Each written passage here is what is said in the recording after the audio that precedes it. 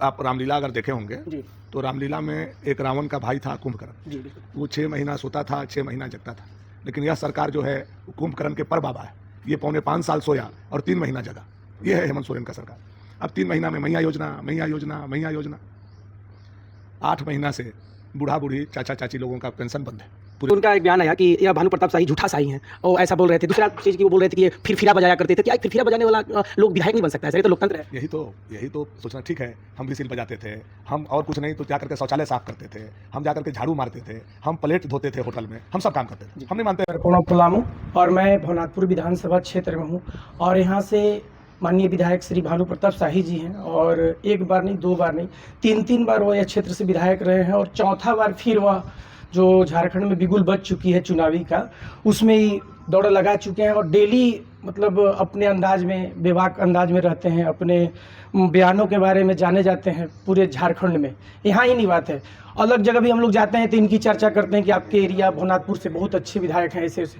तो मैं उन्हीं के आवाज़ पर हूँ और आज उनसे मिलकर बात करता हूँ। सर कैसे इतना एनर्जेटिक रहते हैं और इस बार उनकी क्या रणनीति है? तो सर आपका नीतीश दर्पण पलामू में स्वागत है। सर बहुत बहुत धन्यवाद।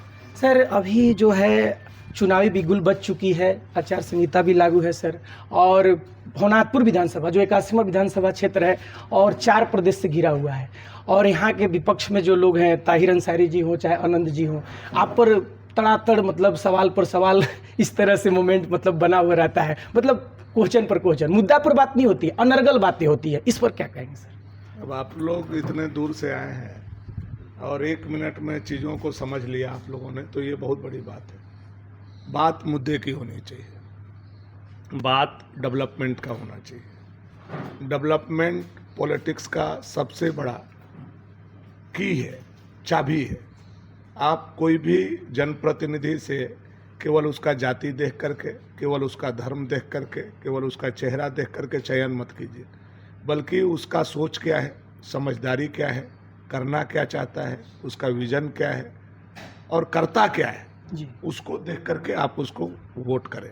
तब मुझे लगता है जनता एक जागरूक जनप्रतिनिधि को चुन सकता है। जी जी सर, यहाँ पे अभी जाति धर्म में उलझ जाता है लोग। सर कोई बेरोजगारी पर बात नहीं करता है, कोई नौकरी पर बात नहीं करता है। सर आज के जो युवा हैं लाठी खा रहे हैं, उनको कलम की जगह लाठी से पीटा जा रहा है सर। विपक्ष के और जो सरकार में लोग हैं उन पर पूरा बलपूर्वक पेश आ रहे हैं सर। इस पर क्या कहेंगे सर आप? देखिए, इनका विषय तो चूंकि हम विपक्ष में हैं, तो विपक्ष में हम तो लगातार विधानसभा के अंदर इनके विषय को उठाया हम लोगों ने। आपको याद होगा कि मोहराबादी में जेपीएससी के लिए लाठी चार्ज हुआ, जेपीएससी में जो धांधली हुआ था, मुझे भी लाठी मारी गई। युवा के लिए मैंने लाठी भी खाया, मेरे ऊपर मुकदमा भी हुआ। मैं आज हाई कोर्ट से जाकर के जमानत कराने का काम किया। जेपीएससी की सीटें, जेएसएससी की सीटें बेच दी जा रही हैं जी। यही रघुबर दास जी का सरकार है। मैं अपने क्षेत्र के कम से कम, मेरे क्षेत्र के 40 लोग दरोगा बने हैं जी। मेरे विधानसभा क्षेत्र के 200 से ऊपर बेटा और बेटी टीचर बने हैं। मेरे क्षेत्र के 40 लोग वनरक्षी बने हैं। मतलब कितनी नौकरियां लगी, फेयर नौकरी हुई। लेकिन आप बताइए, 5 साल बीत गया, 5 साल में हमारे विधानसभा में एक चपरासी का भी नौकरी आज तक नहीं मिला। सर तो इसी बात को तो लेकर मुझे, मेरा दिमाग में चल रहा है सर कि अथी आपके जो मुख्यमंत्री जी जो हैं बार बार कहते हैं कि हर महीना में सब धारा और सब उदाहरण ये लोग उसमें इस्तेमाल करके यही काम कर रहे हैं। सर एक चीज़ और सर कि इस बार आप पूरा मतलब पूरा अपनी ताकत झोंक दिए हैं। आपका भी सर गांव-गांव में घूमकर पद यात्रा चल रहा है सर। क्या पब्लिक इस बार सर आपको जो मुद्दा लेकर आप आए हैं एरिया में, क्या इस बार आप अपने हिसाब से क्या करेंगे सर 5 साल में जब आपकी सरकार आती है तो? हमारा 2 फोकस है और उस पर मैं बहुत हद तक काम भी किया हूँ, बहुत हद तक बढ़ा भी हूँ। एक है, मेरा क्षेत्र पठारी क्षेत्र है, लेकिन यहाँ गृहस्थ किसान की बहुत बड़ी संख्या है। किसानों का खेत को पानी मिले जी, उसके लिए कन्हर पाइपलाइन, सोन पाइपलाइन योजना जो रघुबर दास जी ने 1365 करोड़ का दिया, जो पाइप बिछ चुका था, लेकिन ये सरकार 5 साल से उसको रोक के रखा है। अगर ये पाइप बिछ के पानी चालू हो जाता तो आज हर खेत में हमारा पानी यहाँ पहुँच चुका होता, किसानों को पानी मिलता। लेकिन यह पानी नहीं मिल पा रहा है। तो पानी देना, पानी से एक एक लोगों के खेत में सिंचाई भी मिलेगा, रोजगार भी मिलेगा, उपज भी बढ़ेगी, आमदनी भी बढ़ेगी। दूसरा हम लोगों का है कि हमारे क्षेत्र में भवनाथपुर टाउनशिप में इंडस्ट्रियल कॉरिडोर बनाना या यहाँ उद्योग की स्थापना करना, और चाना में, बरहिया में जो कोल का माइंस है उसको ओपन करना, खुटिया में जो डोलोमाइट का माइंस है उसको ओपन करके यहाँ रोजगार का सृजन करना। ये कुछ फोकस है हमारा जीवन का कि हमारा सरकार आएगा तो इस दिशा में हम लोग काम करेंगे और लोगों को खेत को पानी और हाथों को रोजगार देंगे, और बहुत काम बचा भी नहीं है यहाँ। नहीं सर, वो तो देख रहे हैं कि आपका पूरा सोशल मीडिया पर वायरल होते रहता, अभी आप शिलान्यास पर शिलान्यास कर रहे हैं, एरिया में हर जगह रोड, सड़क, जो भी समस्या है उसको आप देख रहे हैं कि पूरा मतलब शिलान्यास पर घूम घूम कर किए जा रहे हैं। और सर एक अभी और मुझे एक सवाल मेरे मन में चल रहा है कि सर ये दीदी सम्मान निधि योजना जो अभी मुख्यमंत्री जी इसका ढिढोरा पीटे चल रही हैं, कल्पना सोरेन जी पूरे झारखंड में भ्रमण कर रही हैं, सर ये जो आया कल जो योजना मुख्यमंत्री मैया सम्मान निधि वाला योजना 5 साल उनकी सरकार रही है, जब लास्ट सब सरकार जब जाने की कगार पर थी, जब वो चुनाव आता है तब इस सब योजनाओं को लाया जाता है। 4 साल हमारे जो एरिया की जो बहन थी, बेटी थी, उनकी जीविका कैसे चलती थी, आज वो देने से क्या कितना इसको सही आप मानते क्या है सर, आप इस पर बोलिए। देखिए इसका दो पहलू है मैया योजना का। एक पहलू तो ये है कि आप रामलीला अगर देखे होंगे जी, तो रामलीला में एक रावण का भाई था कुंभकर्ण। जी बिल्कुल। वो 6 महीना सोता था, 6 महीना जगता था, लेकिन यह सरकार जो है कुंभकर्ण के पर बाबा है। ये 4.25 साल सोया और 3 महीना जगा। ये है हेमंत सोरेन का सरकार। अब 3 महीना में मैया योजना, मैया योजना, मैया योजना। 8 महीना से बूढ़ा बूढ़ी, चाचा चाची लोगों का पेंशन बंद है, पूरे झारखंड में नहीं मिल रहा है। अब माँ बाप का पैसा रोक करके, सास ससुर का पैसा रोक करके, वही पैसा को घुमा करके बहू को दे रहा है, तो ये घर में भी लड़ाई लगा रहा है, वही पैसा को रोक करके दे रहा है। ये सोचिए कितना सातिर चाल है इन लोगों का। हम जहाँ गांव में जा रहे हैं, बूढ़ा बूढ़ी, चाचा चाची लोग हमको घेर ले रहे हैं, बाबू दवा नहीं है हमारे पास, 8 महीना से पैसा नहीं मिल रहा है। तो ये जो इनका मनसा है, ये केवल महिला को 1,000 रुपया 2 महीना के लिए दे करके वोट लेना चाहते हैं। लेकिन झारखंड की एक एक माता बहन बहुत जागरूक, बहुत समझदार और उचित निर्णय लेने वाली है। यही झारखंड में पूरे 5 साल के दरमियान लगभग 8,000 महिलाओं के साथ बलात्कार हुआ है जी। इसमें 6,000 दलित और आदिवासी, 6 साल की बेटी से लेकर के 60 साल तक के बूढ़ी माता के साथ भी रेप का घटना हम लोगों को झारखंड में देखने को मिला है। अंकिता कांड कौन भूल सकता है जी, जो पेट्रोल डाल करके शाहरुख ने जिंदा जला दिया। जी जी। रूबिया पहाड़िया जो लड़की थी, 60 टुकड़ा में उसको एक मुस्लिम बांग्लादेशी घुसपैठिया ने काटा, कौन भूल सकता है। तो एक तरफ आप बहू बेटी का इज्जत नहीं बचा रहे हो, सम्मान नहीं बचा पा रहे हो, जिसके लिए तुम मुख्यमंत्री बने हो, उनको सुरक्षा नहीं दे पा रहे हो। दूसरी तरफ 1,000 रुपया 2 महीने के लिए दे करके तुम पैसा लेना, वोट लेना चाहते हो। तो हमारे यहाँ के माता बहन बहुत समझदार हैं और उन लोगों के मन में बैठा लिया है कि हम मैया सम्मान योजना नहीं, बल्कि पहला सरकार बना करके, पहला कैबिनेट से गोगो दीदी सम्मान। जी जी जी। अभी सर, अभी उन लोग राशि भी बढ़ा दिए हैं, दिसंबर से लागू होने वाला है। उनको पता है कि सरकार तो मेरी बनने वाली नहीं है, बाकी इसको झूठा मतलब ला कर इस तरह का योजना और वोट ले लिया जाए, इसको कितना सही मानते हैं आप सर? यही तो उनका झूठ और प्रमाण करने के लिए काफ़ी है। आप मैया दीदी लाए तो उसी दिन 2500 क्यों नहीं कर दिया? जी, वही तो हम भी बोल रहे हैं कि उनका झूठ वो खुद साबित कर रहे हैं कि जब पहला दिन लाए तो आपकी सरकार थी, आपका कैबिनेट में पास हुआ। आप जब चुनाव आयोग का घोषणा आज शाम को होना है तो आप उस दिन घोषणा करते हो कि हम 2500 देंगे। ये पहले दिन से 2500 आपको करना। ऐसा तो नहीं है सर कि गोगो दीदी योजना के डर से ऐसा उन्होंने निर्णय भी दोबारा लेना पड़ गया उन लोग को? देखिए, गोगो दीदी के योजना से के डर से लिए हों या ऐसा होता है, आप लोग देखते होंगे कि जो आदमी मरता है ना जी, जो मरनासन पर होता है या प्राण निकलने वाला होता है, खूब हाथ पैर रगड़ता है, उसको बोलते हैं देहाती भाषा में खुरी दरता है। जी। तो ये सरकार जाते जाते खुरी दर के गया है, बाकी कुछ नहीं किया है। तो सर इस बार आप लोग सरकार बना रहे हैं, कई 1000% बोले आपको? बोलिए सर, जो बोलिए। हजारों 1000% आपकी सरकार बन रही है। और सर दुनिया का कोई ताकत झारखंड में भाजपा को आने से नहीं रोक सकती है। एक एक जनता के मन में इस सरकार के प्रति आक्रोश है जो वोट के रूप में बदलेगा और ये सरकार का विदाई होगा। युवा लोग सर बहुत नाराज है। अगर आपकी सरकार बनती है तो युवाओं के बारे में सर कितना नौकरी मिलेगी? हम लोगों ने घोषणा कर दिया है पंचप्रण में, आप उसको पढ़ लीजिए। ये 3 लाख के आसपास जो सरकारी रिक्तियां हैं सबसे पहले उसको हम लोग बहाल करेंगे। उसके अलावा प्रत्येक साल 5 लाख लोगों को गैर सरकारी संस्थानों में नौकरी रोजगार की व्यवस्था हम लोग करेंगे। और ये मोदी का गारंटी है, ये भाजपा का गारंटी है। भाजपा जो बोलती है वो करती है। हम कोई हल्का बात नहीं करते हैं। आपने देखा छत्तीसगढ़ में हम लोगों ने बोला वो हम लोगों ने लागू किया।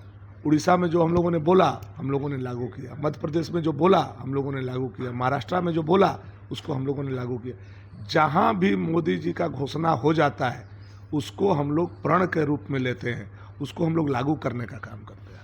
दूसरी क्वेश्चन सर, यहाँ पे अनंत प्रताप देव जी आपको देखते हैं, उनकी जो भाषा शैली होती है, चुनाव तो अपनी जगह पर है सर, मुद्दा अपनी जगह पर है, बाकी यहाँ पे लोकतंत्र है, इसमें लोग अपना मानवता को भी खो जा रहे हैं। क्या बोलना है क्या नहीं बोलना है वो इतने मतलब अथी हो गए हैं, मतलब उब चुके हैं, या फिर उन अपने काम से कि अभी सरकार मेरी जाने वाली है, और उन लोग मतलब दूसरे अंदाज में मतलब भाषा का भी कोई ख्याल नहीं है। सर इस पर क्या कहेंगे? देखिए, अनंत प्रताप देव जी पहले ऐसे बोलते नहीं थे। राज परिवार से आते हैं। उनके पिताजी 5 बार विधायक रहे, मंत्री रहे, वो खुद 1 बार विधायक रहे, उनके बड़े भाई विधायक रहे। तो जिस परिवार को यहाँ के जनता ने 7-7 बार सम्मान दिया, तो यह भाषा का उम्मीद तो जनता उनसे नहीं कर सकता है। अरे तरे तोर मोर भनुआ बाप दादा माई, मैंने गाली गलौज पर एक तरीका से वो उतारू है। इसको हम लोगों ने बहुत अध्ययन किया कि भाई एकाएक राजा का यह स्वरूप और भाषा क्यों बदला हुआ है। तो मुझे अच्छे लोगों ने यही बताया कि ताहिर में बैठ के बगल में बैठने से ताहिर का जो उग्रवादी और अपराधी विचार था वो सब इनके दिमाग में उनका भूत उतर के इनके कंधा पर बैठ गया है। तो ये ताहिर मियाँ बोल रहे हैं, ये राजा बच्चा नहीं बोल रहे हैं।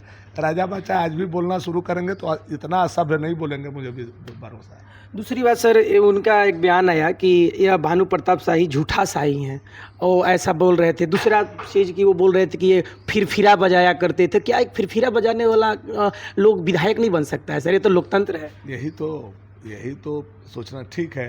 हम भी सील बजाते थे, हम और कुछ नहीं तो जा करके शौचालय साफ करते थे, हम जा करके झाड़ू मारते थे, हम प्लेट धोते थे होटल में, हम सब काम करते थे। हम नहीं मानते हैं कि हम सोनपुरा स्टेट के कोई वारिस हैं और हमारे बाबूजी विधायक थे और हम लोगों के पास जगह जमीन है। हम सबसे गिरे हुए आदमी। तो क्या एक कमज़ोर आदमी, प्लेट मांजने वाला, व्हिसिल बजाने वाला, कंडक्टरी करने वाला, ड्राइवरी करने वाला, मजदूरी करने वाला, लोकतंत्र में उसको अधिकार नहीं है क्या विधायक बनने? बिल्कुल बिल्कुल। अगर अधिकार, क्या राजा के बेटा को ही अधिकार है? तो ये तो उनकी मानसिकता समझ में आ रही है कि उनका दिमाग ये काम कर रहा है कि एक गरीब का बेटा या खलासी का बेटा या कंडक्टर या झाड़ू पोछा मिस्तर का काम करने वाला विधायक नहीं बन सकता है। लेकिन उनको ये पता होना चाहिए, बाबा भीमराव अंबेडकर साहब के संविधान से निकला हुआ कानून ये अधिकार देता है कि गरीब से गरीब व्यक्ति, कोई भी जाति और मजहब का हो, अगर जनता उसके साथ है तो वो विधायक लोकतंत्र में, सांसद लोकतंत्र में, जनप्रतिनिधि लोकतंत्र में बन सकता है। शायद वो भूल रहे हैं। अब रानी के कोख से राजा पैदा नहीं होता है, अब जनता के कोख से उनका जनप्रतिनिधि पैदा होता है, उनका राजा पैदा होता है, या उनको सेवा करने वाला पैदा होता है। तो ये बात समझना होगा। सर एक और क्वेश्चन सर, आप यहाँ पे बहनों का शादी हर वर्ष कराते हैं, और यह सर शादी है केवल हिंदू लड़कियों का होती है कि जितने बौद्ध हैं, ईसाई हैं, अदर और भी जो मजहब के लोग हैं उनका भी इसमें सम्मिलित हो करते हैं आप? नहीं, देखिए, अभी तक 350 लड़कियों का हमने शादी कराया है। अब जाति देख करके तो हम लोग नहीं कराते हैं, लेकिन आप जाति पूछ रहे हैं इसलिए मैं बता रहा हूँ कि अब तक जो 350 बेटी का हम लोगों ने शादी कराया, उसमें लगभग 200 बेटी आदिवासी और दलित परिवार के। बाकी 150 जो बेटियां हैं वो पिछड़ी जाति और सामान्य जाति की हैं। मुस्लिम लड़कियां निकाह करती हैं, शादी नहीं करती हैं, तो हम शादी कराते हैं, हम निकाह नहीं कराते हैं। जब निकाह कराना शुरू करेंगे तो उनका भी करा देंगे, लेकिन वो लोग संपर्क तो करें कि भाई साहब हमको निकाह कराना है। सर देखिए, मेरा ये क्वेश्चन पूछने का एक मकसद था कि सर देखिए, आप जो है कराते हैं, लोग मजहब पर उठाते हैं कि भानु जी धर्म जाति पात करते हैं, आप तो शादी कराते हैं, तो मैंने इसलिए कि भ्रम है, इसलिए मैं ऐसा क्वेश्चन पूछा था सर।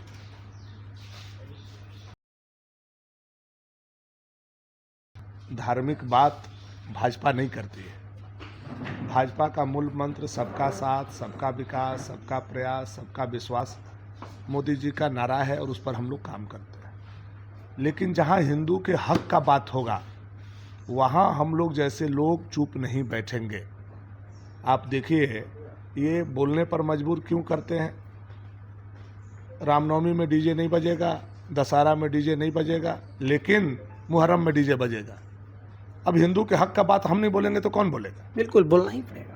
आप कब्रिस्तान का घेराबंदी करोगे लेकिन श्मशान का घेराबंदी नहीं करोगे, वो हम नहीं बोलेंगे तो कौन बोलेगा। ये हिंदू के हक का बात है। आप कब्रिस्तान का घेराबंदी कर रहे हो तो आप श्मशान का भी घेराबंदी करो। जी।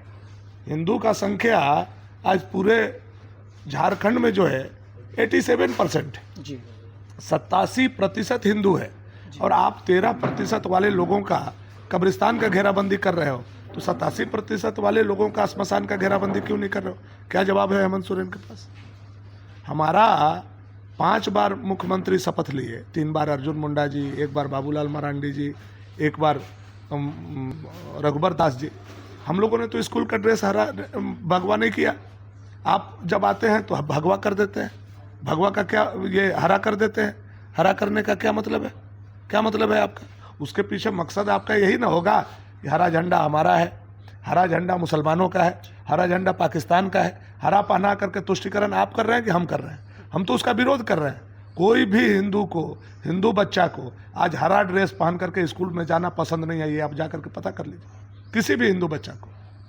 तो हम अपने हिंदू के हक का बात करते हैं, हम मुसलमान का विरोध नहीं कर रहे हैं। लेकिन जहाँ हक की बात होगी वहाँ मैं करूँगा। हमको ईश्वर ने हिंदू के घर में और सनातन धर्म में पैदा किया है। ये हम लोगों के लिए गर्व का बात है। जब हम अपना घर, अपना धर्म का रक्षा नहीं कर सकते हैं तो फिर तो अच्छा है मर जाना। जिंदा है तो बोलेंगे, हिंदू के लिए बोलेंगे, उनके लिए लड़ेंगे, और तब तक लड़ेंगे जब तक उनको शोषित किया जाएगा। तो अभी मैं भुवनाथ आवास पर था और आप समय दिए सर, इसके लिए बहुत बहुत थैंक यू सर।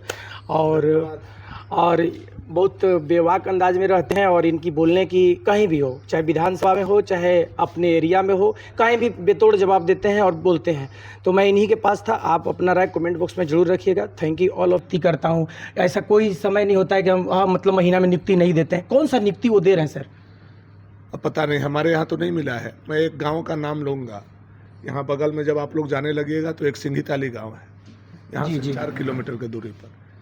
5 साल के दरमियान वहाँ 15 बच्चों का सरकारी नौकरी हुआ है।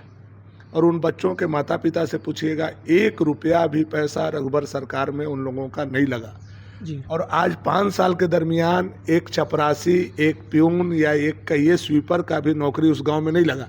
तो एक गांव उदाहरण है पूरे झारखंड को बताने के लिए कि झारखंड में क्या मिला। तो सर, और दूसरा सर कि यहाँ एक बहुत बड़ी समस्या है भुवनाथपुर विधानसभा क्षेत्र के लिए, जो कि यहाँ जो पावर प्लांट था, क्रेशर प्लांट था, इसको लेकर आप कई बार सदन में आगे भी आवाज़ उठाते रहे और आप बोलते हैं कि मुख्यमंत्री जी रोक कर रखें। आखिर रोकने के पीछे क्या रहस्य छिपा हुआ है सर? देखिए, ये पावर प्लांट का मुख्यमंत्री जी ने पिछला बार झूठा शिलान्यास किया। जी। पावर प्लांट कहीं आपका आज के तारीख में भी जो उन्होंने शिलान्यास किया, अगर वो जिंदा होता या सच होता तो काम कहीं ना कहीं कुछ थोड़ा बहुत भी हुआ होता। आज तक ना लैंड एक्विजिशन हुआ, ना उसकी बाउंड्री हुई, ना उसका कोई काम हुआ, ना उसका कोई टेंडर लिया गया, ना कोई कॉन्ट्रैक्टर है। तो इससे तो साफ साफ पता चल रहा है 2013 में आपने शिलान्यास किया है, आज 2024 आ गया, तो ये जो 11 साल बीत गए, इस दरमियान कोई काम नहीं बढ़ा, तो इसका मतलब है वो झूठा शिलान्यास जी। हम लोगों ने यहाँ इंडस्ट्रियल कॉरिडोर के लिए प्रस्ताव भेजा, हमारे माननीय सांसद ने, हमने बहुत प्रयास किया। कि अमृतसर कलकत्ता इंडस्ट्रियल कॉरिडोर भवनाथपुर में बने, जो हर स्टेट में एक बनना था। इसका प्रस्ताव हम लोगों ने यहाँ से भेजा। आज मुख्यमंत्री जी 3.5 साल से वो फाइल लेकर के बैठे हुए हैं और आज तक उन्होंने हस्ताक्षर नहीं किया। केवल उनको हस्ताक्षर करके भेजना था, बदले में यहाँ का खारिज करके शायद बोकारो का उन्होंने प्रस्ताव भेजने का कोशिश किया, हालांकि उसका भी अभी तक भेजा नहीं उन्होंने। तो ये हमारे क्षेत्र के साथ लगातार हेमंत सोरेन जी का भेदभाव रहा है। पहला बार जब वो मुख्यमंत्री थे तो घाघरा माइंस को बंद कर दिया, दूसरा बार मुख्यमंत्री बने तो तुलसीदामर माइंस को बंद कर दिया। तो एक गिद्ध दृष्टि जो उनकी है इस क्षेत्र के प्रति, कहिए कुदृष्टि जो है, उसका खामियाजा आज हमारे क्षेत्र के लोगों को भुगतना पड़ रहा है। लेकिन बाबूलाल जी मरांडी कुछ दिन पहले आए थे कार्यक्रम में, तो उन्होंने कहा है हमारी सरकार बनेगी तो यहाँ इंडस्ट्रियल कॉरिडोर भी बनेगा, उद्योग की स्थापना भी होगी और सिंचाई की समुचित व्यवस्था भी होगी। सर, यह मामला बार बार ये अभी आप देख रहे होंगे कि जैसे CGL को लेकर अभी मतलब पूरे स्टूडेंट लोग हैं, छात्र लोग हैं, पूरा आंदोलन कर रहे हैं, उनकी बातों को नहीं। कल एक उसमें 56 करोड़ की घोटाला, अभी जो मंत्री जी हैं इरफान, क्या उनका नाम है, भूल रहा हूँ मैं, आलम जी, उन पर छापा पड़ा और वो उन पर छापा पड़ा तो उनको सब रिकॉर्ड है सर, पेपर में आई हुई, हिंदुस्तान पेपर में मैंने देखा कि वो मतलब पूरा डेटा वाइज है कि कितना किन से लिया गया सर। तो